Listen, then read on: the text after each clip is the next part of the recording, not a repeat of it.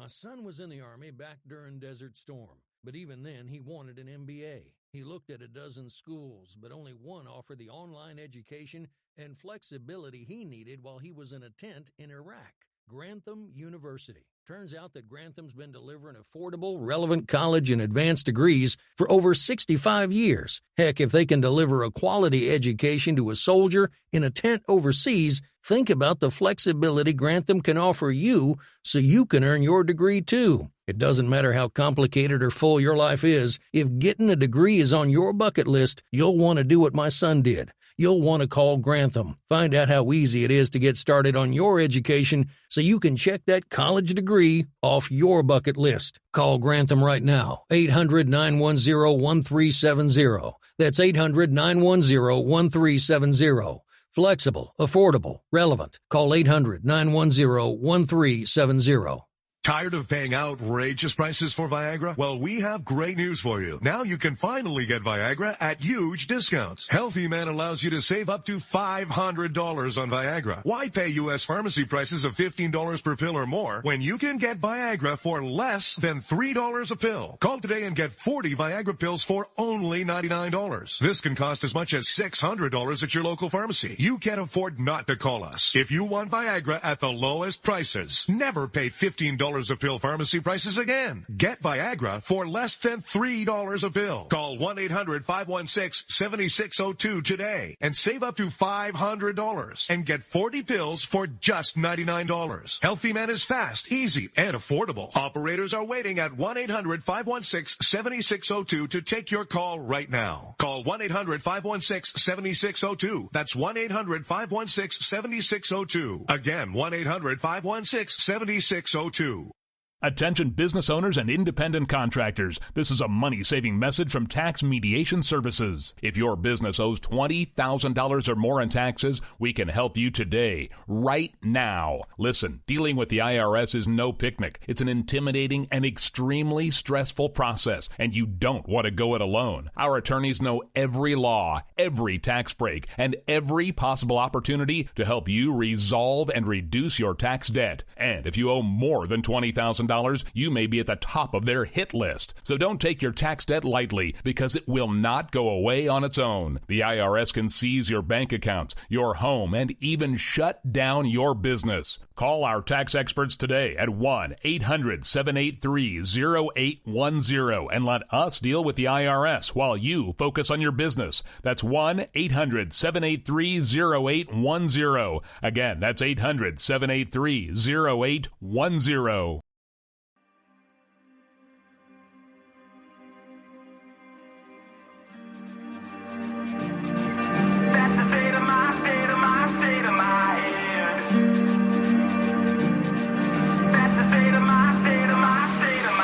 It's been a long, bumpy ride sitting back in the saddle.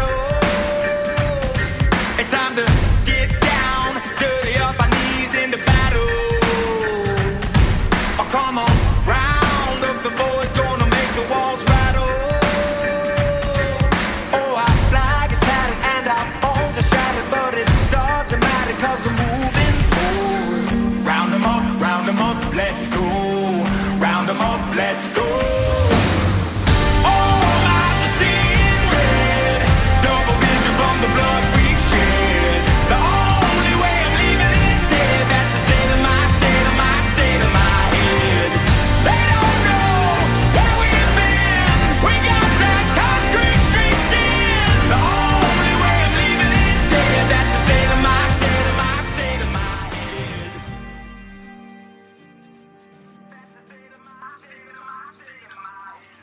What's up, nerds?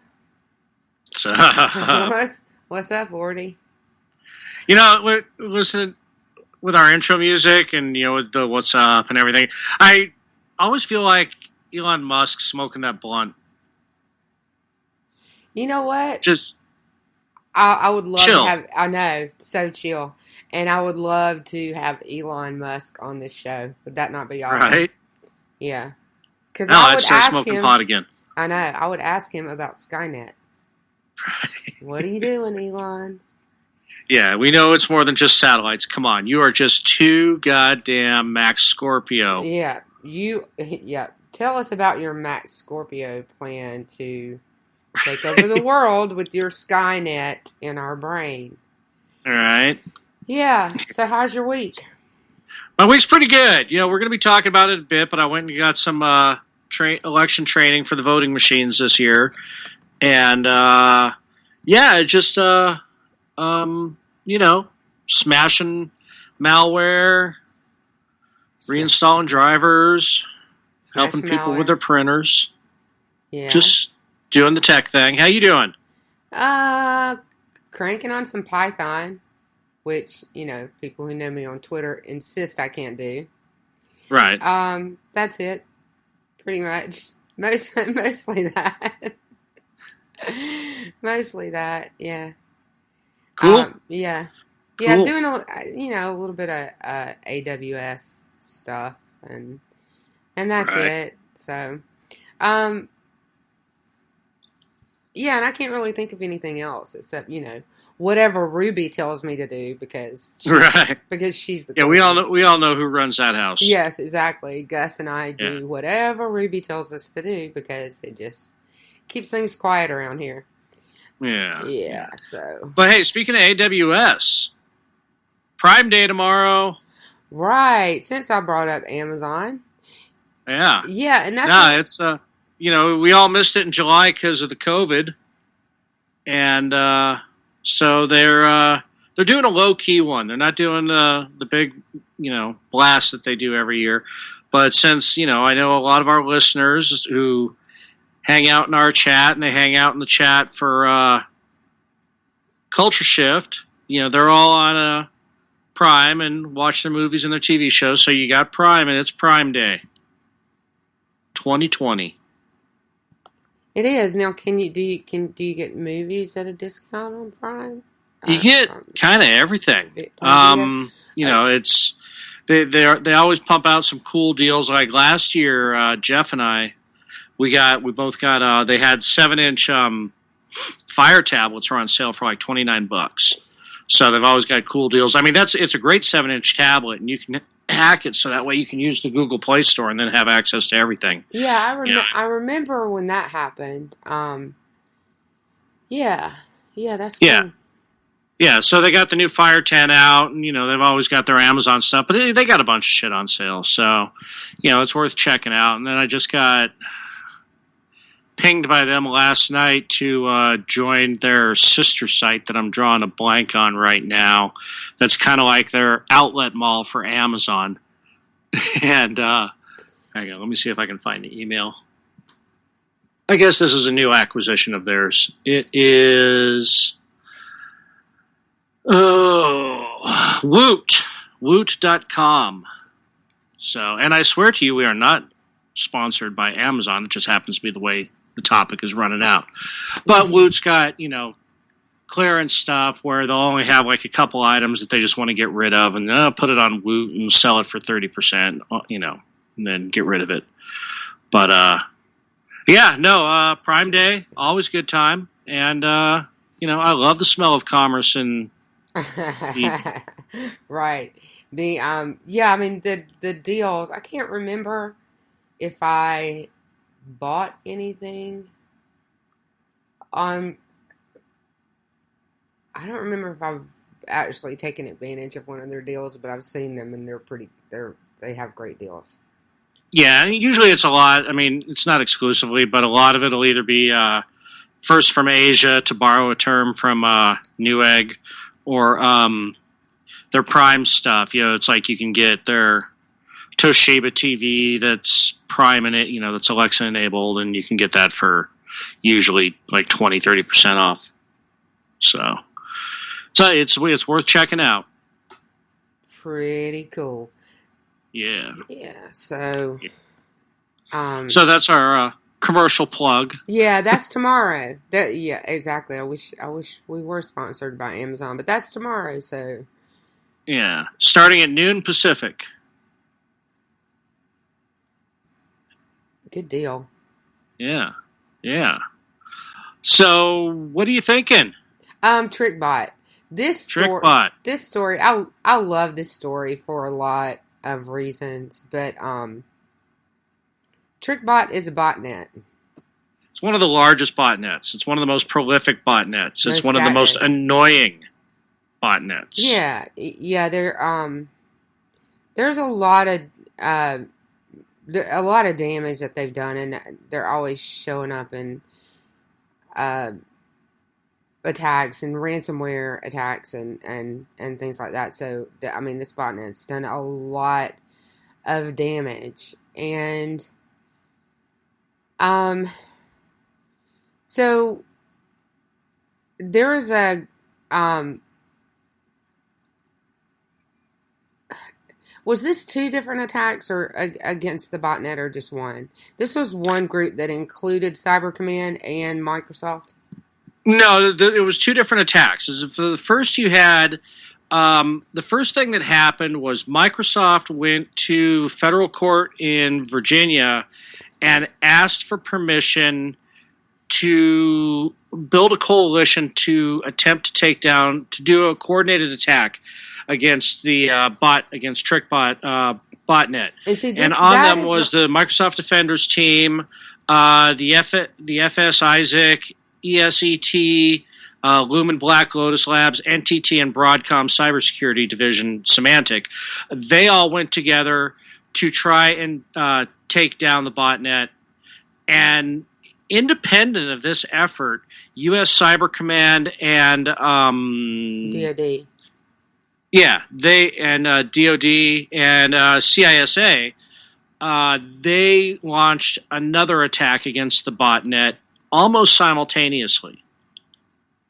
Now, my favorite part of this whole story is how, and maybe not my favorite part, but my first favorite part of this story is how Microsoft went about getting the court's permission to do this. And the way that they did it is they identified the owners of the botnet as John Does, and got TROs, temporary restraining orders, against them. Right. And that act cleared the way for an order from the court that basically gave them permission to take back their copyrighted material from this botnet, which they have to attack the botnet in order to do that. So it paved the way to attack the botnet. And there's about 10 legal documents on that site, on that webpage, so I wasn't able to go through all of them, but I think that's the gist of how it happened, which is pretty legally brilliant. But you have to remember that that cybersecurity law from this perspective, from every perspective really, but from this perspective in particular, is very green and new. And this is a very creative and really brilliant way to go about getting permission from a court to attack a botnet that probably really belongs to another country. Well, and, right. And the other thing about this is the attack that Cyber Command and DoD made, I thought was equally brilliant. And what they did was they identified the enslaved computers that were on the botnet, and they rerouted the controllers to point back to host rather than the command and control servers. They pointed the controllers to 127.0.0.1, which rendered them basically inert. Yep, exactly. Yeah, and if you've, I'm trying to think of something that you have to use the host to do, but you can basically do that to yourself too. Right. And so I'm trying to remember where I've had it happen before. But if you point anything back to your host, if you're trying to communicate externally, it's just a loop, right? It's like a loop of death. Nothing happens. Yeah, pretty much. It points it back to itself. Mm-hmm. Because if you've ever worked with your router itself, the default gateway to get out of the network is 192. Was it 192? Yeah. Yeah, I think so. 192.0.0.1 or 100, whatever. And that'll be your gateway. But every computer considers itself 127 internally. If I remember, that's home. That's the home for the host, right? So that's right. That's how. Yeah, 192.168.0.1 or 100, or sometimes 255, depending upon who makes your router. Right. Thanks, Jeff. I forgot the 168 part. I couldn't remember because I used to work for an ISP, and I couldn't remember if the 168 was ours or if it was generic. So I brain farted on that one. Well, 168 is a server address, and 192 is an IP that a router gives. Right. Well, 192.168.0.1, 100, or 225 is the routers, is your gateway. That's your That's your interface between internal and external. Yeah, and localhost is 127.0.0.1. Yeah, that's the local internal. Like, so if a computer is talking to 127.0.0.1, it's talking to itself. Correct. Right. That's home. Yeah, so and I thought that was a really brilliant move on the part of the DoD and Cyber Command. Yeah, basically made CISA. them all talk to themselves. Instead of talking to the command and control server, they're talking to themselves. It is pretty smart. It's clever. I've heard of people doing it before in certain situations, which of course I can't remember what that was right now, but I've heard of people doing that before, but I think it's a very clever move. And it's one of those things like rebooting, right? So you get a bunch of really smart red teamers together, and doing something like that's probably not going to be the first thing most of them are going to think of, because it is so simple, but it really is clever. Yeah, between statements from Microsoft, ESET, and DoD and Cyber Command, all of them say that this statement came from Microsoft's Digital Crimes Unit, in that an undisclosed number of C2 servers, most of them IP-based, following the legal procedures, cut their communications with the bots at the hosting provider level.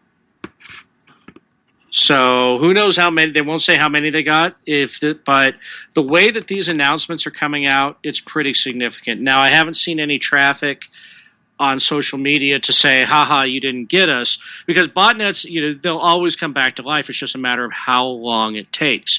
But like you said, as a legal procedure, this is new and pretty brilliant the way they did it. Yeah. It's very clever. It's very clever. Okay, so I was digging around for my cell phone. I couldn't find it. My router assigned itself 192.168.1.1. Right, yeah. Yeah, and then in a sequence gives out to all the devices on it a similar number, but not the same. So the last number will be a lot longer. Right. So this botnet has estimated nearly 1 million devices, a lot of them Internet of Shit devices. And it's been around since 2016. It's malware as a service. It's, a lot of DDoS attacks, a lot of just a pain in the general ass. Yeah. Oh, yeah. It's involved in a lot of ransomware attacks and So, but it's not, and it's kind of like if you remember Mirai, where people could tap into it and build onto it and use it. That was used by a lot of different people for a lot of really massive attacks, mostly DDoS. This one is a little bit different. It's not quite like that, and I don't know that it's really just available for anyone. Well, not anyone, but it has been known to be used for malware as a service. Right, yeah. So, and again, goddamn malware being, as a business, it's, we talk about a lot of as a service things now, Windows as a service, your operating system on Apple is as a service now. I think they've said that's the last version too. So it's basically, your software is as a service. Hacking has certainly evolved. Sure. Since in the last, just 7 years. In the last 5 years, it's evolved. But definitely in the last 7 or 10, it's just tremendously. It's evolved as a criminal enterprise, and the skill sets and skill levels there as a professional enterprise, and the skill sets and skill levels there. It's really amazing how it's like space science in the 70s. It's crazy. Yeah. Yeah, and it gives us material to talk about every week. Indeed. Yeah. Yeah. Yeah, there's never a shortage. It's kind of like, a friend of ours that we follow on Twitter, Janie Mack, she writes crime novels.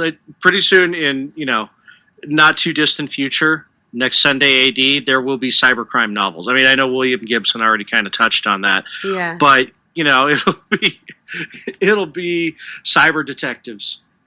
Yeah, I mean, I think they are. You're absolutely right. I think they're going to become more and more and more prevalent. I mean, they've already gone from, fringe movies to primetime television, right? Yeah. So, so there's that. But NCIS cybercrimes, Law and Order, hackers, Law and Order cyber.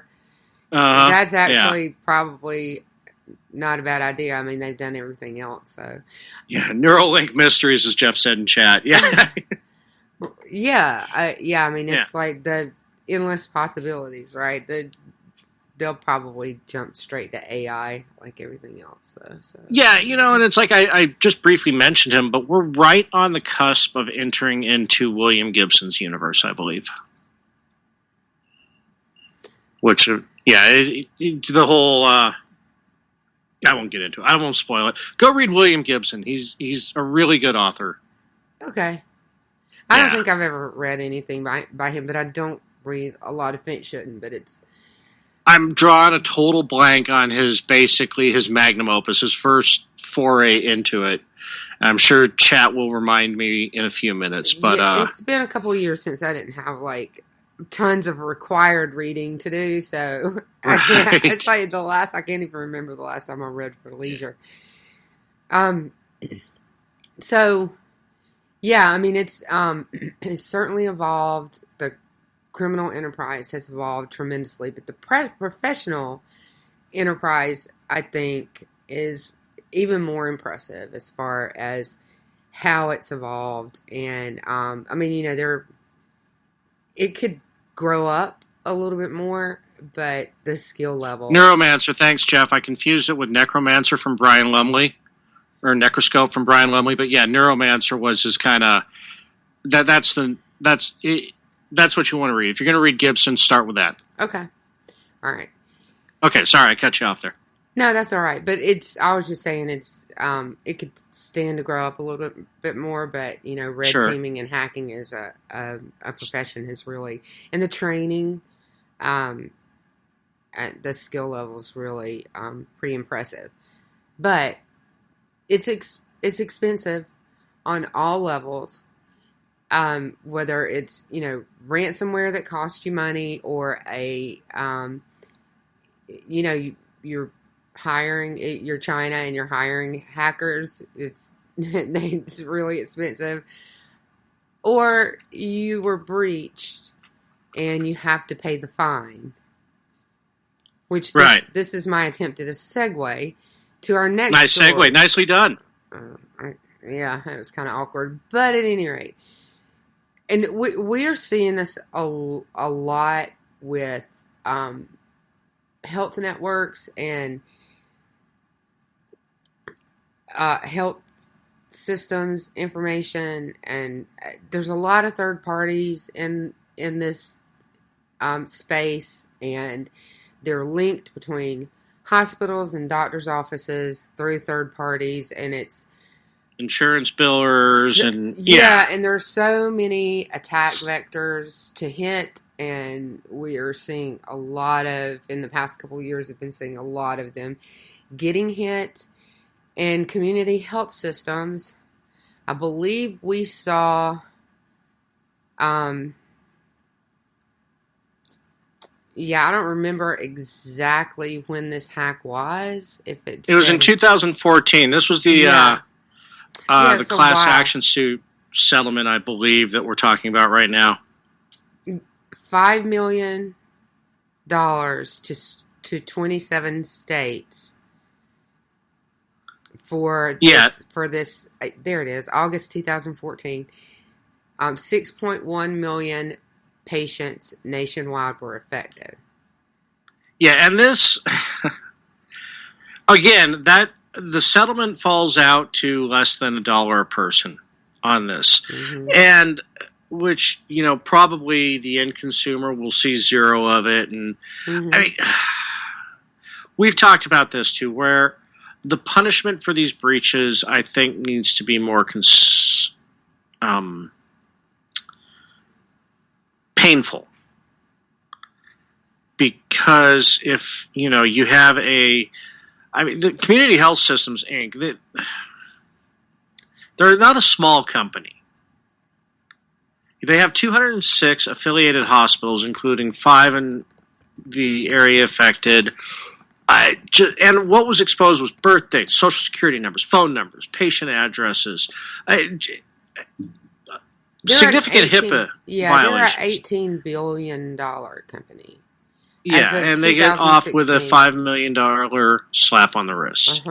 It is definitely just a slap on the wrist for them. Yeah, and these need to be more punitive. I'm not, as much as I don't like the government getting involved, until the laws of the land catch up, it needs to become cost prohibitive to not patch your shit. And one reason that this particular that this settlement may have been as low as it is because it happened in 2014, and a lot of the regulatory measures have been tightened since then, and it was 2014, so there may have been some leniency based on that.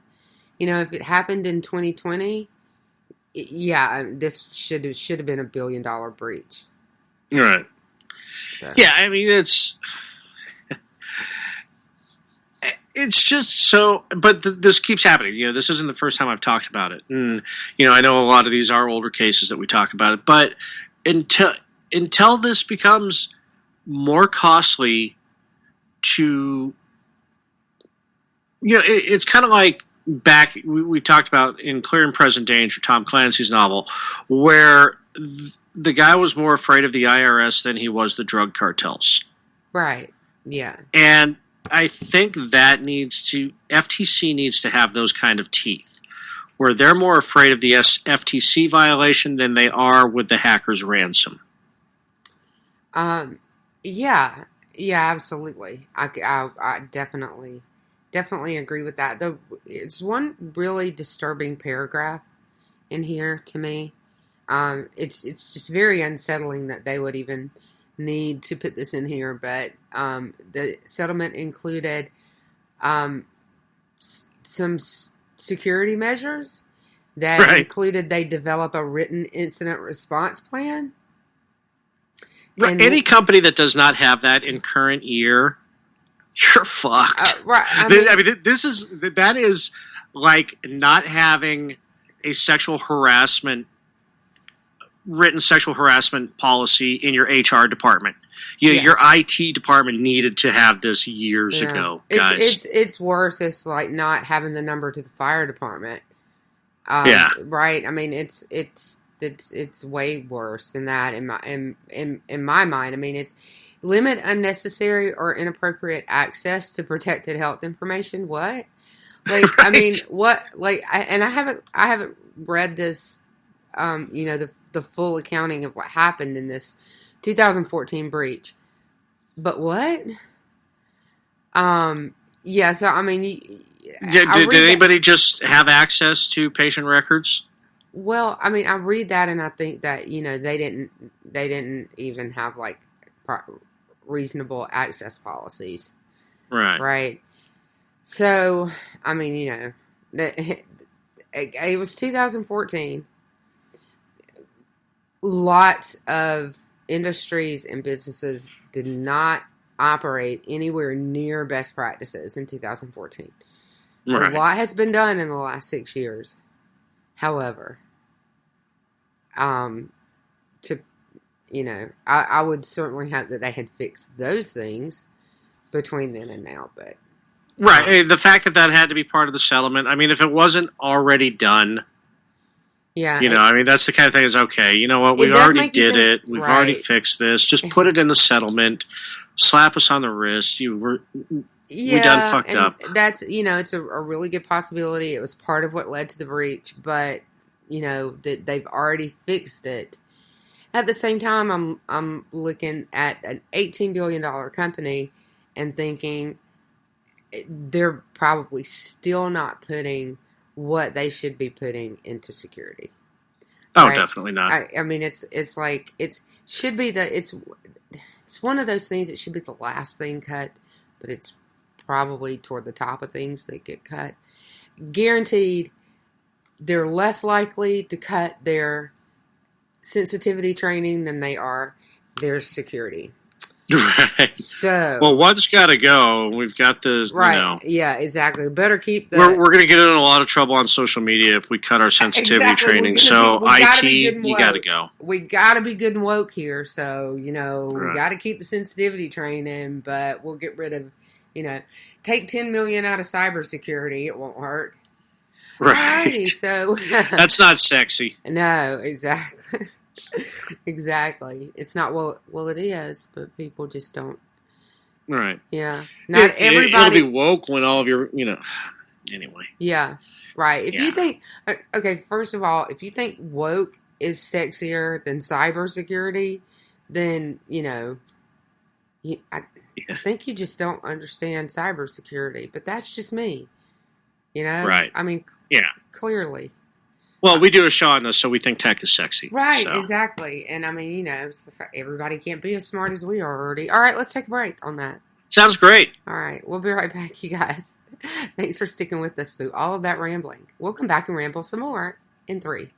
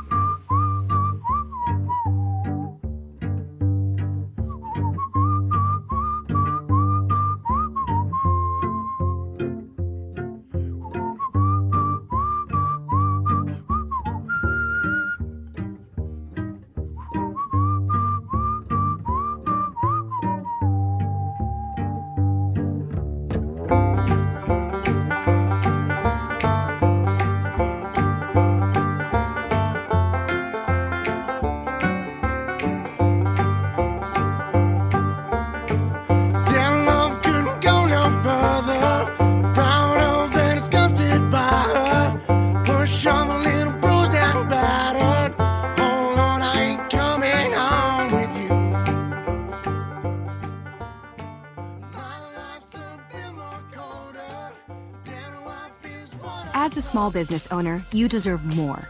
More confidence, more connectivity, more of the tools that help your business thrive. And at Cox Business, you can expect more from us. We don't just have sales reps. We have perfect plan identifiers. People who will work with you to make sure your business gets everything it needs and nothing that it doesn't. Your business deserves more, and that's why you can expect more from Cox Business. Call 800-526-8572 to switch today.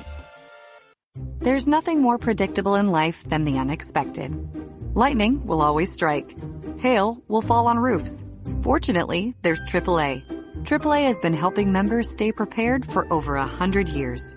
So when unusual storms, fallen debris, or sudden leaks happen, you'll be covered. Check, check, and check. Get the home and auto insurance you need by talking with a AAA insurance agent today.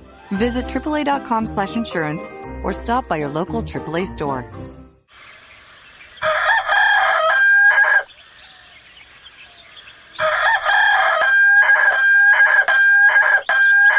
If you prefer real mornings, shouldn't you have a real breakfast? At McDonald's, we get real about breakfast. That's why you can have a savory sausage biscuit with delicious hash browns for only $1.50. It's time to wake up breakfast.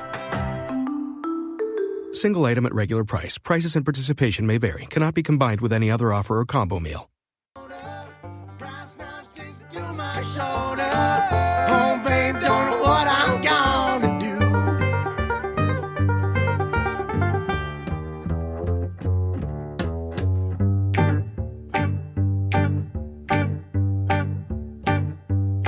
I see my redhead, mess bed, tear shed, queen bee miss squeeze. The stage smells, tells, hells, bells, misspells, knocks me on my knees. It didn't hurt, flirt, blood, squirt, stuff, shirt like me on a tree. After I count down 3 rounds, in hell I'll be in good company.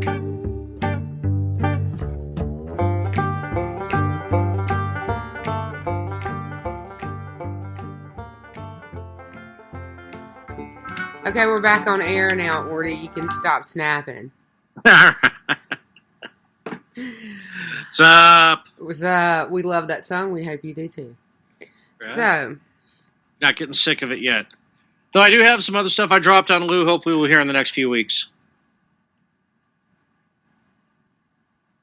What? Yeah, I was like, what the hell is he talking about? But you're talking about the music. Yeah, that she hadn't gotten around to cutting yet because she just keeps forgetting. I wasn't pushing you. I didn't want to. I just said I dropped it on you. I didn't want to say, I need someone to push me because I ago. just keep forgetting. It's not even like I haven't had time to do it. I've just keep forgetting. All right, so we've got a lot of government and election stuff in this half hour, and we are going to start with our friend Orty, who has some fresh from the ground news. Go, Orty. Yeah, this weekend, you might have noticed I was absent on social media for a lot of it. Nobody and noticed. I was out getting trained on the new voting machines our county's using. And I'm sure you'll be seeing a lot of these around. I want to stress, if you hear anything about election hacking, and even though we will be talking about that in the next bit, where it has occurred, it's not going to be with the machines themselves. Yeah. And I'm sure we're a small county, so we were probably some of the last ones to get them. I know the last election, the ones we used were... I would be generous if I said they were 386 based. They still use PCM-CIA cards in them. So if you remember what those are the 20-pin cards that you would plug in the side of a laptop for your modem or whatever. So anyway, the new machines. The big clunky ones. What's that? Big clunky. Yes, very clunky, very old. The new machines that we're using, like I said, you'll probably see these everywhere. They look like, that for all intents and purposes, they are a 19-inch UHD tablet. But they have next to nothing in them, aside from date, time, and USB communications with the printer and with the card reader itself. They're a pretty dumb terminal. And the way that it'll work is that if you're going to use one of these machines, you'll go to your precinct. They'll initialize a smart card that will basically say all the information the card has on it is what precinct you're voting in and what's on that particular specific ballot. You'll go over to the machine. You'll do your vote. And here's how tight the security is on it, is that I have to use the touchpad on a laptop because the mouse has not been certified yet as election safe. A mouse. The machine themselves do not have scrolling capability, at least on the ones we're using, because the touch scroll that you use on your phone and your tablet has not been certified as safe yet. So all the information is on the card. Then when you finish your ballot, you will hit print. The election official will remove the card. You will take your ballot and you will walk it over back to your precinct and put it in the ballot box as if it was a normal ballot. There is no information retained on the machine whatsoever.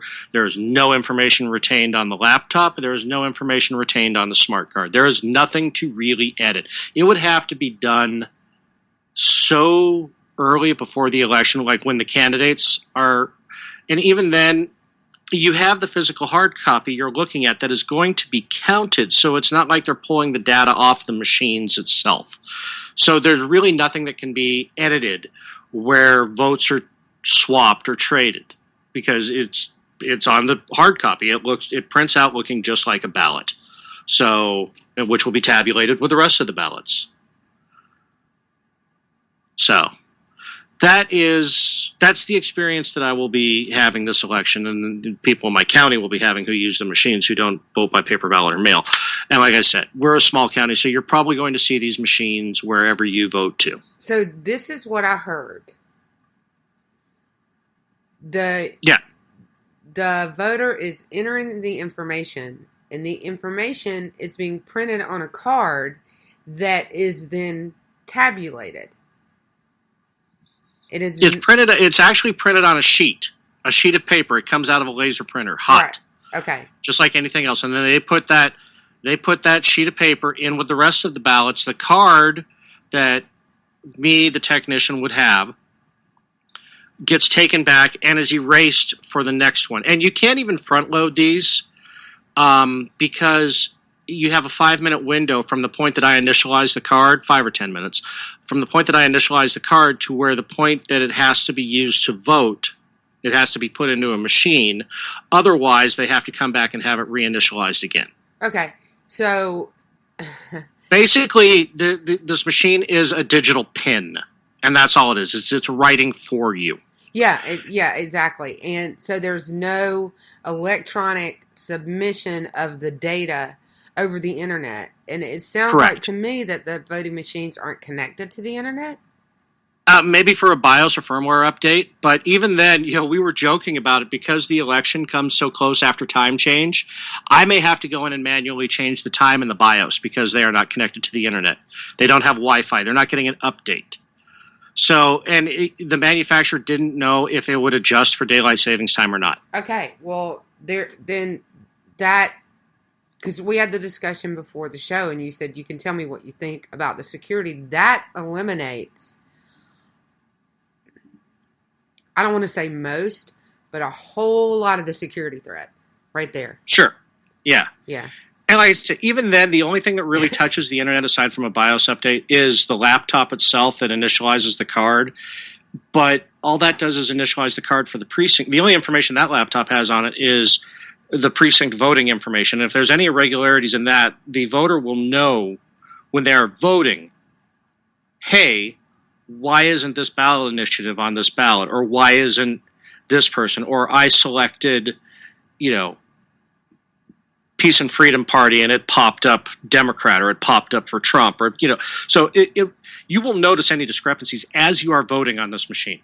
And then, like I said, once again, you hit print, it spits out of the laser printer, you have it, you're looking at it.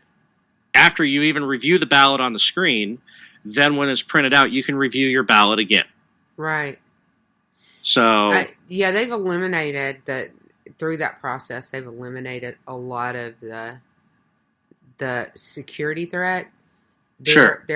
There's probably a vulnerability here and there, but I'm not hearing a vulnerability that would actually change a vote.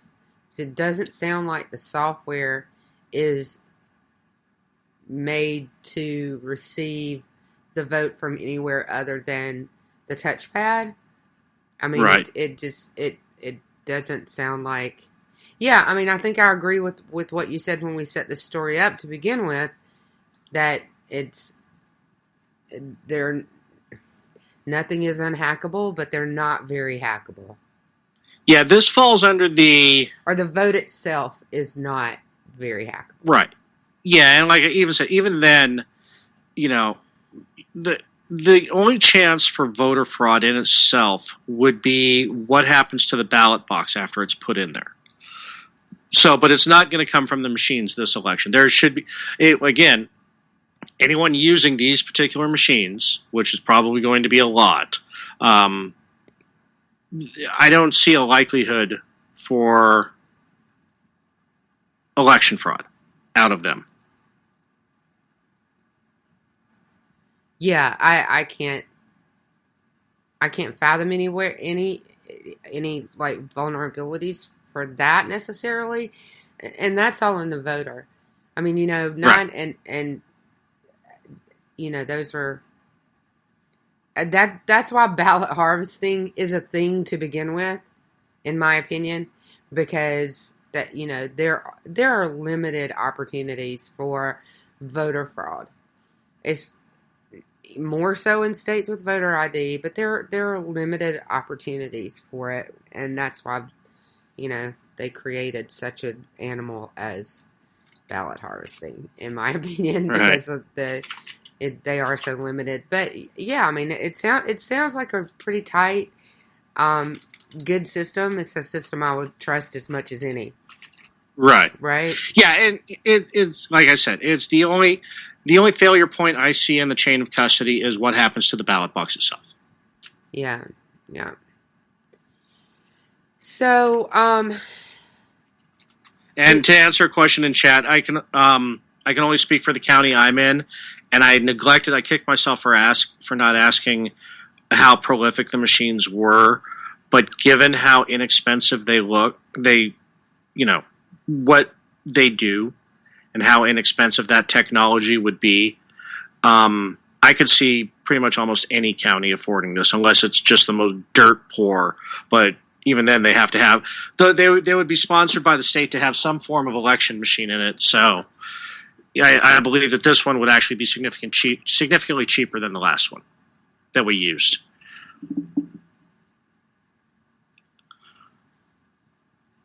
So there. Cool. Yeah. Now that we've said all that. So the next and the other election hacking story that we have, or election story that we have, is it appears that some APT, which is never named, and I think that we should call it the APT that shall not be named, according to Bleeping Computer and the CISA, the Cybersecurity and Infrastructure Security Agency, which is a government agency, that an APT has gained access adjacent to election security or election support systems. This targets federal and SLLT, which is state, local, tribal, and territory, government networks, as well as election organizations and critical infrastructure for elections. Yeah. But it's through a Windows security flaw. This was actually kind of interesting how they did it. They did it through several different VPN hacks. Yeah, and as we were setting this one up before the show, we were going through them, and I was like, we've seen this before. That was China. We've seen that before. So these security vulnerabilities that are listed in this particular hack are CVEs, or critical vulnerability and exploit, which is what the government CISA calls them. We've seen China uses. We've covered some of these on the show before with regards to APTs and China using them to hack U.S. government entities, or attempt to hack U.S. government entities. And I think maybe they used on Taiwan. So, but this also comes a week after Microsoft released a warning that the Iranian-backed hacking group Mercury, also known as Muddy Water, Seedworm, and Temp Zagos, they've been actively exploiting another VPN hack known as Zero Login. Yeah, Zero Logon. 1472. So that was another one that we covered on here, right? So those were the Iranians. So we've seen these particular CVEs used by China and Iran. Which it would not be completely unheard of for the two of them to work together, because they have a military and cybersecurity partnership and an alliance that they formed. But it also would not be unheard of for both of them to have done it separately. We also know that China hires hackers from Iran as well as other countries. So Muddy Water, Seedworm, they're not the true believers of the Iranian Guard. Right. They are often state-sponsored, but they are not ideologues. They will work for anybody. Right. Yeah. Absolutely. Yeah. And so there's multiple possibilities here, but just looking at the exploits they use, I mean, you'd have to say that it was one or both of those two actors. And and the one thing that, to get political for a moment, one thing that really stood out to me when I first read through this is that they didn't name the APT, and if it had been Russia, they certainly would have. Right. Right? They'd be screaming Russia, Russia, Russia, Russia. So, yeah. So, I mean, this also comes on the heels of CISA issuing warnings about Emotet attacks and the increasing number of them that have been targeting state and local governments. Yep. You have, a couple months ago, we talked about Microsoft and CISA and U.S. Cyber Command talking about, warning about Russian, Chinese, and Iranian APT hackers targeting the election. So this is the culmination of it, where they could be working together on this particular breach that has been exposed, but they could also just be working independently and tripping over each other's dicks. Which really wouldn't be that surprising, because, it's like there's a lot of monitoring that goes on in cyberspace, and, one observes the other doing something and they're right behind them on their heels, kind of thing. Sure. So that happens. That's a possibility. These CVEs are all public, right? So anybody could use them to do this. It's not like it's a super secret cyber weapon that one of them had and the other one didn't. So these are all published, known vulnerabilities and exploits. Yes. So this falls into, once again, patch your shit. Yeah, absolutely. It falls into patch your shit, because one of them is from 2018. Right. So, and I didn't look at them to see if there'd been a patch release, but this was, Citrix NetScaler, there is a patch out there for it, but it's still a vulnerability. Well, but the 2018 vulnerability was from Fortinet, and, my guess is that they've released a patch for that back in 2018, and you should have patched your shit by now.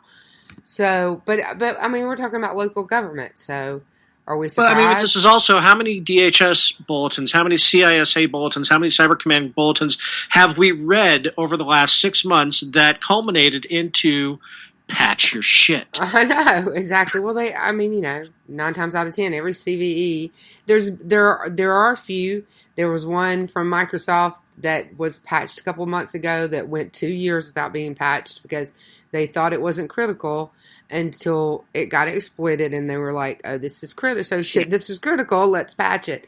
So it wasn't a problem until it became one. Exactly. So I mean, that happens too. But this Fortinet, I'm gonna guess, was patched a long time ago. That's just a guess. But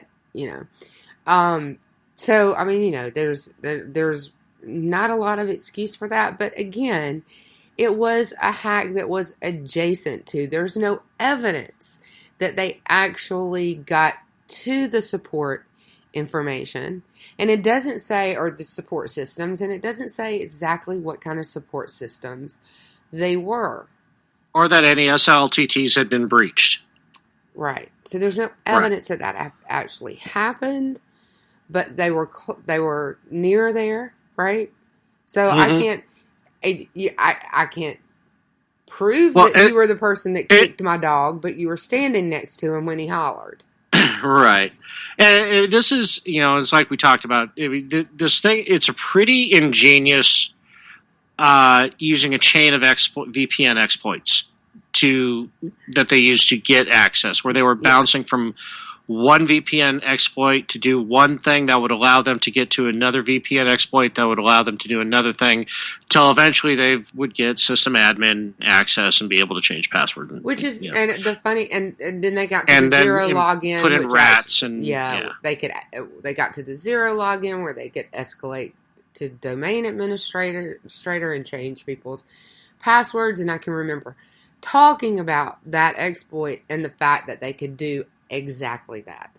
Right. So this is everything we've talked about for the 6 months coming into one story. Yeah, it is. I mean, so many of these vulnerabilities we've talked about before. And, some people in the audience might have thought, why do I care about this? It's never going to affect me. Well, this may be it affecting you, but we don't know that for sure, right? So they have no proof, no evidence that they actually accessed anything. But, sometimes the purpose is to get in and wait. So, they found it. This is good. Hopefully they'll patch all the systems and take care of the problem. But, and shut them out. But it's just really interesting. Here we are 3 weeks out. Right. And they announced this on the 10th. So what was that, Saturday? Yeah, that was Saturday. So. Yep. And if everybody just listened to us and patched their shit, wouldn't have a problem. Yeah, all you little governments, all you state governments need to be listening to our show. Especially Department of Child Services in Georgia. Oh, great segue. Good job. Thank you. Yeah, so this breach ended up affecting DHS. Well, okay, so, and I may be confused about this. So they're talking about the Georgia DHS, Department of Human Services. So, right, yeah, this affected the CPS and DFCS of Georgia's Department of Health Services. Yeah, and wasn't discovered, air quote, in its entirety until August, even though it happened in May. Right. Yeah, the breach occurred sometime between May 3rd and May 15th. And yeah, it wasn't discovered until 2 months ago on Saturday. Yeah. So, and it affected children and adults involved in child protective services. Yeah, this actually, the information they got, it's very, very detailed. Date of birth, social security, whether there was face-to-face contact from CPS, psychological reports, counseling notes, medical diagnosis of substance abuse. It was a pretty detailed breach. This wasn't just like a database breach. This was getting into the records themselves. Yeah, and it varied by person, right? So 12 individuals were compromised as far as the medical diagnosis or substance abuse information, psychological reports, and counseling notes. So 12 individuals. Mm-hmm. And one individual's bank account number was disclosed. So that's really kind of weird. It's weird that it was this specific, and I would be, because, I mean, usually if you get a breach like that, you're breaching the whole network. You're not focused on this one small subset of it. Uh-huh. Yeah. Now, it makes me feel like, now I'm just going to go with my gut on this, based off the initial reporting on this, that this wasn't a broad attack to sell information on the dark web. This was a targeted attack against specific individuals who may or may not be related. Yeah, it does seem like they were going for something specific. Right. They were looking. It seems like they were looking for something specific, unless it was. I can't this other information was in a place where it shouldn't have been, so it got extracted with the other general information they were looking for. So, for instance, they were looking for social security numbers, addresses, and names and date of birth together. They went after that information and then inadvertently grabbed the other because it was in the wrong place. That's the only logical explanation, other than the fact that they were targeting specific individuals that I can think of. Right. Yeah, and it just, because the report doesn't say how many were affected. They talk about the 12 individuals that had this massive data dump on them. So this just feels, this feels to me. We talked about crime novels and everything. This feels private eye hacker for hire to me. Yeah, I was thinking that it felt like activist hackers. That could be too. Yeah. And the reason that I say that is because how the ICE detention centers have been like a target. There are lately there are a handful in Georgia that have been on the radar of some of the activists that target the ICE detention centers, and some they may have been looking for that specific information like that. Or the other thing that occurred to me was the recent bust that took place. Georgia has been very involved in the child trafficking sweep that's been going on across the country. In Georgia, they developed a task force on child trafficking and exploitation. Sure. That's the other thing that occurs to me, and that would be more on the criminal side, right? Okay. And hacker for hire kind of thing. So right. These are very crime novel theories, though, right? I mean, they're very kind of right. Yeah, but it's like I said, the nature of attack, the nature of the vector, or the attack itself, just doesn't feel data breach for cash. No, it doesn't. It's not like all the other ones that we talk about that are, they 6 million customers and it's all the same data, or for the most part, the same data where they get social security numbers and date of birth and things that you can sell on like you said, on the dark net and get lots of money for. So it feels more like, it feels more like an infiltrate. I mean, not even an infiltration is good, but it feels.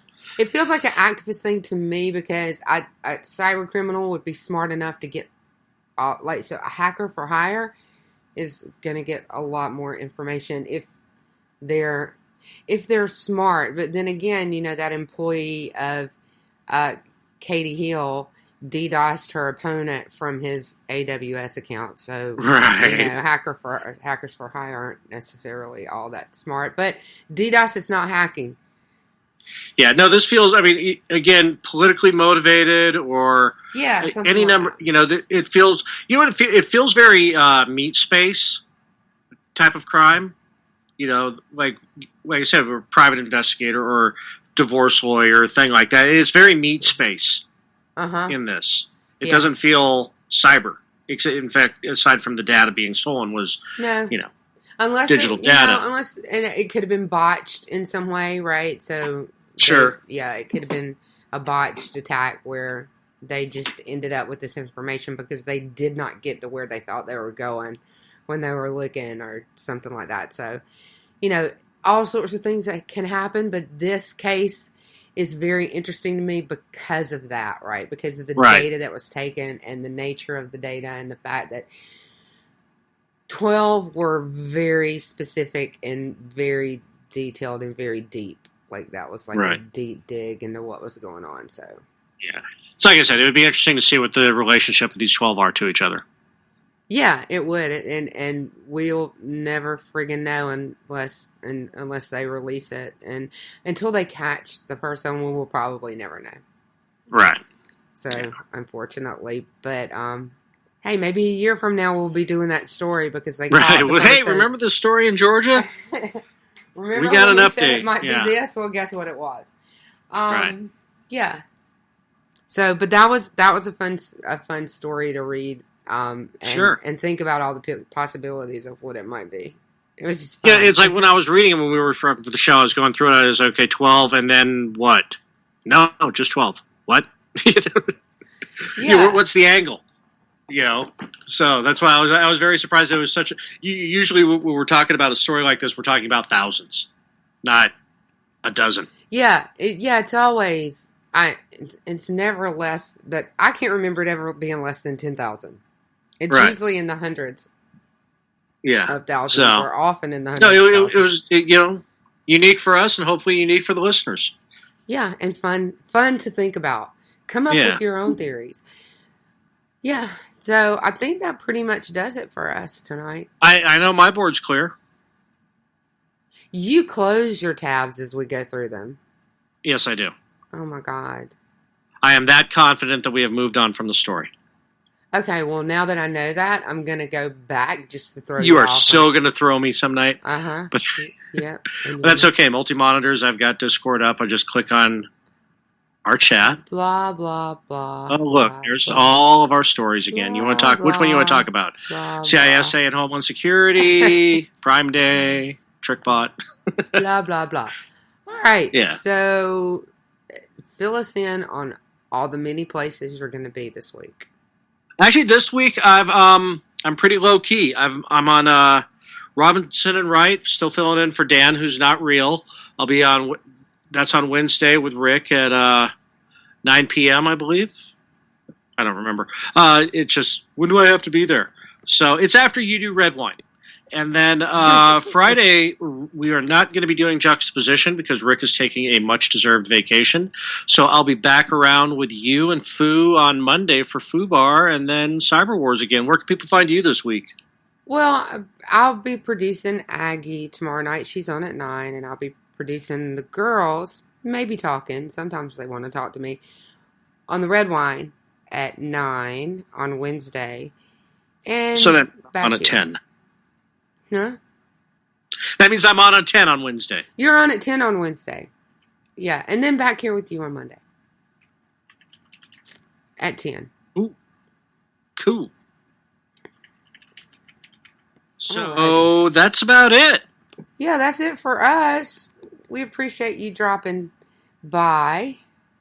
And that's right, Ron. Don't piss me off. But you never piss me off, Ron. And as always, if you have any questions about what we've talked about or tech questions in general, feel free to hit us up on the Twitters. And we'll be more than happy to, if we don't handle you directly, we'll make it a topic for the show. Or both. But we'll swear we'll swear Embrace the power of and. Yeah. We'll swear you to secrecy, though, because we can't give away our topics. Thanks for dropping in. We love you guys for being here every week. Just cannot express how much. I'm going to cry. Right. Have a great week. You're so great. See you next week. Mwah.